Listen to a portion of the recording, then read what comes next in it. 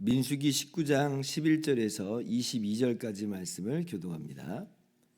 사람의 시체를 만진 자는 이레 동안 부정하리니 그는 셋째 날과 일곱째 날에 잿물로 자신을 정결하게 할 것이라. 그리하면 정하려니와 셋째 날과 일곱째 날에 자신을 정결하게 하지 아니하면 그냥 부정하니.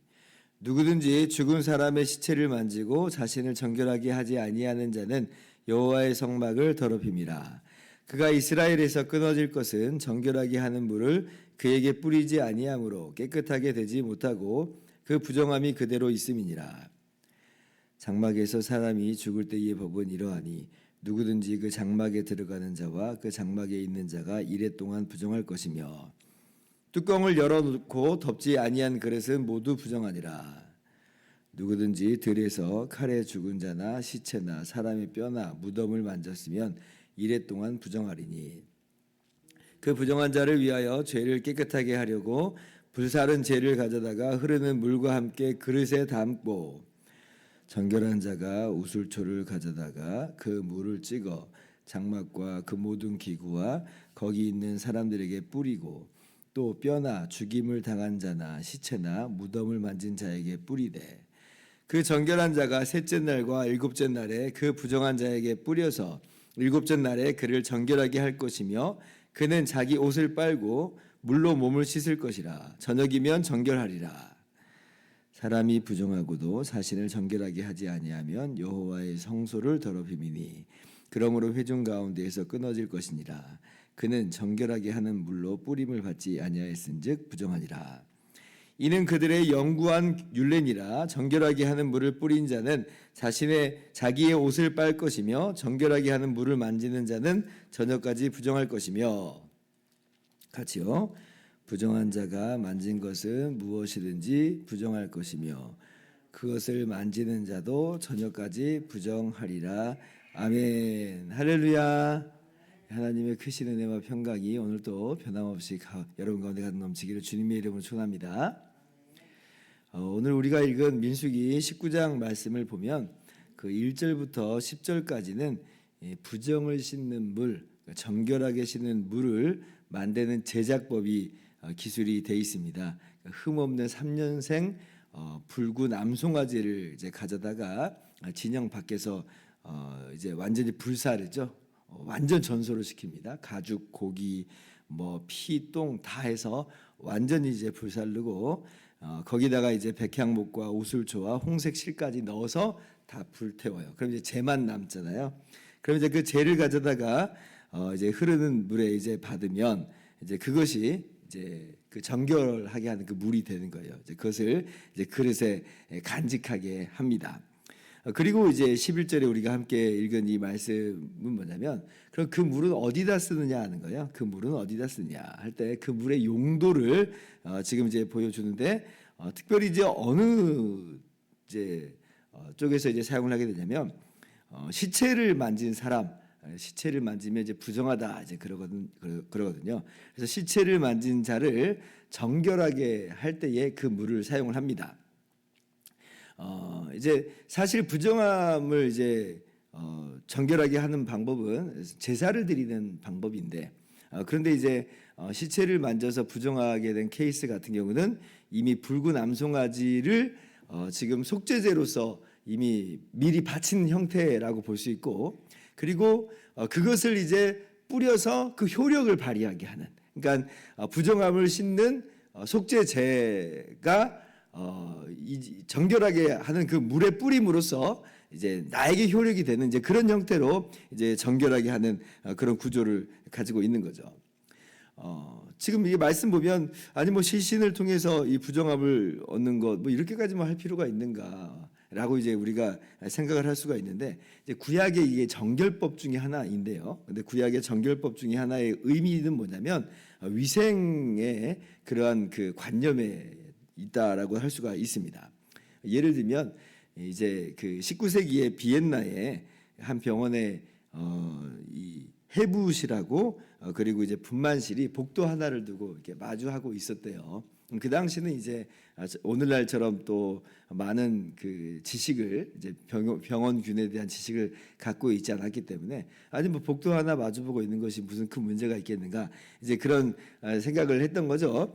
그래서 이제 의사가 이제 임종을 지켜보고 그리고 이 애를 받고 뭐 이런 식으로 이제 왔다 갔다 이제 복도 하나를 두고 하는 거예요. 그러니까 3명 중 산모가 6명 중 1명꼴로 그렇게 이제 폐혈증으로 막 사망을 하고 고열에 시달리고 이제 그런 일이 있었대요. 근데 이제 그걸 이제 지켜보고 있었던 헝가리 출신의 의사인 이그나즈라는 사람이 그 좀 주목하면서 손을 씻고 좀 들어가라 그랬대요. 손을 씻고.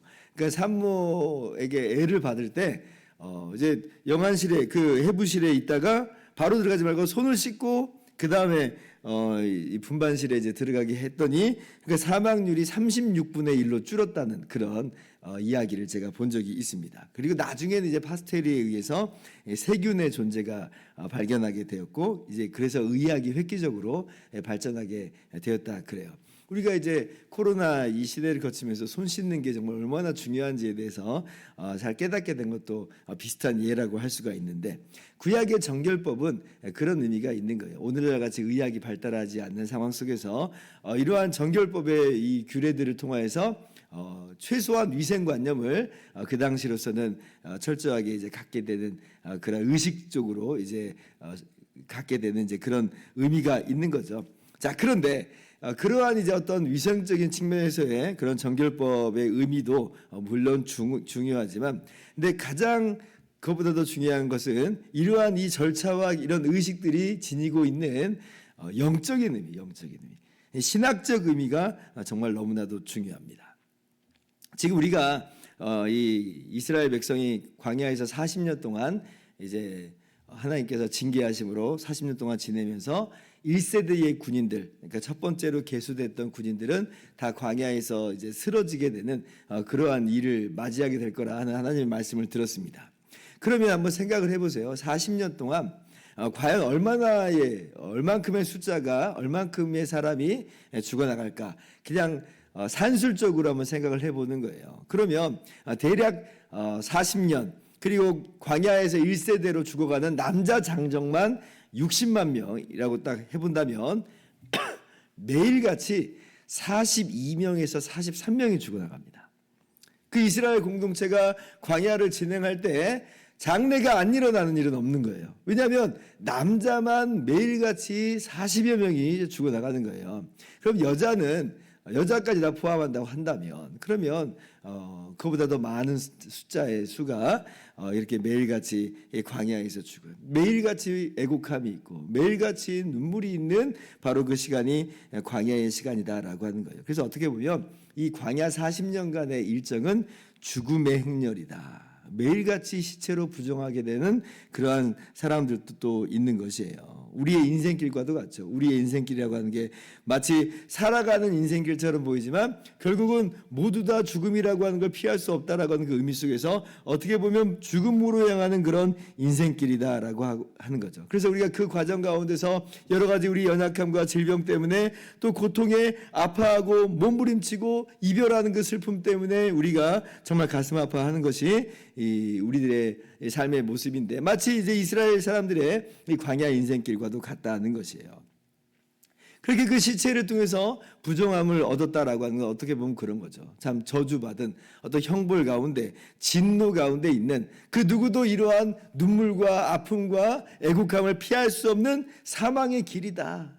그래서 죽은 사람뿐 아니라 그 죽은 사람의 시체를 만진 사람도 여전히 부정함을 입었다라고 하는 것은 사실은 그도 예외가 아니다라고 하는 그런 의미가 될 수가 있을 거예요.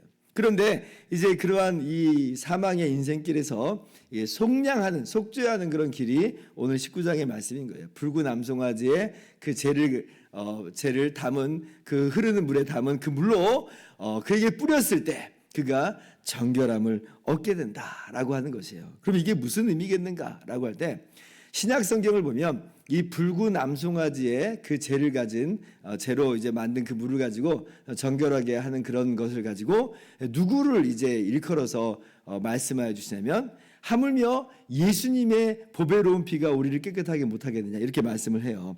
히브리서 9장 13절 보시면 염소와 황소의 피와 및 암송아지의 재를 부정한 자에게 뿌려 그 육체를 정결하게 하여 거룩하게 하거든. 그렇죠? 여기 암송아지의 재를 부정한 자에게 뿌린다라고 하는 것이 오늘 이 민수기 19장 말씀인 거예요. 자, 14절 하물며 영원하신 성령으로 말미암아 흠없는 자기를 하나님께 드린 그리스도의 피가 어찌 너희 양심을 죽은 행실에서 깨끗하게 하고 살아계신 하나님을 섬기게 하지 못하겠느냐 그래요. 그러니까 붉은 암송아지의 재를 뿌려서 정결하게 하는 것은 일종의 그림자고 예표와도 같다는 거죠. 무엇을 미리 보여주고 있는 거냐라고 할 때 예수님의 십자가 보혈이 우리를 모든 죄와 모든 행실에서 깨끗하게 하는 것을 바로 미리 보여주는 그림자와 같다라고 하는 거예요. 그러면 이제 직접적으로 적용을 해봅시다. 우리의 인생길에서 누구도 죽음의 길을 피할 수 없고 모두 다 죽음 안에서 부정한 자로서 나타나게 되는 이 현실 속에서 과연 우리가 어떻게 속죄함을 얻고 어떻게 우리가 정결함을 얻느냐라고 할 때에 예수님의 십자가 보혈로 말미암아 우리를 위해서 대신 십자가에서 죽으신 주님의 피가 우리 가운데 뿌려지는 것으로 말미암아 그렇게 우리가 죄 씻음 받고 모든 부정에서 노임을 받는 거죠. 그리고 우리가 아는 것처럼 주님께서 십자가에서 죽으셨다가 3일 만에 부활하심으로 우리가 주님과 연합하여서 함께 부활의 생명으로 나타나게 될 것을 우리는 너무나 잘 알고 있죠. 그래서 우리는 죽음으로 끝나는 인생이 아니요 죽음 너머의 부활의 생명으로 우리는 살아가는 사람들이다라고 하는 것이에요. 주님께서 이 죽음의 부정을 완전히 끝장내버리셨어요. 주님께서 부활의 생명으로 우리 가운데 허락하여 주셨어요. 얼마나 귀하고 얼마나 정말 감사한 일인지 모릅니다. 오늘 말씀을 통하여서 이것이 구약의 정결법이구나.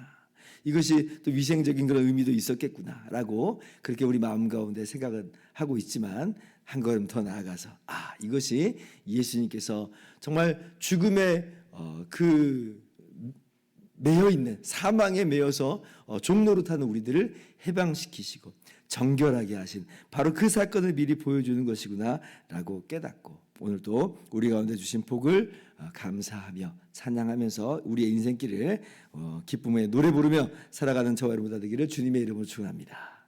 기도하겠습니다.